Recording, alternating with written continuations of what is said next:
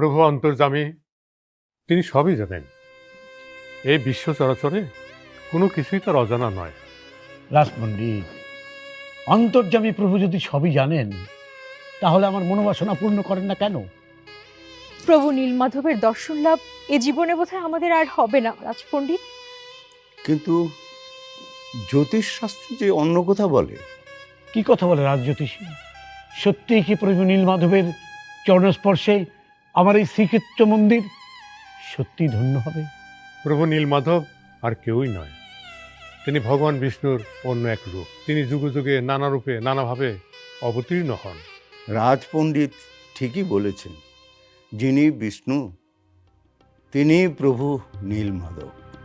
আমরা তো শ্রী বিষ্ণুর ভক্ত, তবে কি স্বয়ং ভগবান শ্রী বিষ্ণুই আমাদের প্রভু নীলমাধব? রানী গুন্তিচা, ঈশ্বর এক এবং অদ্বিতীয়। তবু তার বিচিত্র রূপ, বিচিত্র লীলা, তার এই বিচিত্র লীলা দেখতে বড়ই যে স্বাদ হয়।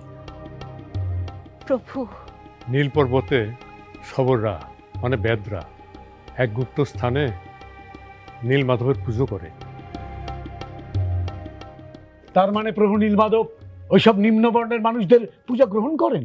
ভগবানের কাছে নিম্নবর্ণ উচ্চবর্ণ বলে কিছু নেই, তিনি ভক্তের ভগবান। তাহলে আমি মাধবরাজ ইন্দ্রদুম্ন, রানী গুন্তিচা কেন প্রভুর পূজা থেকে বঞ্চিত হব?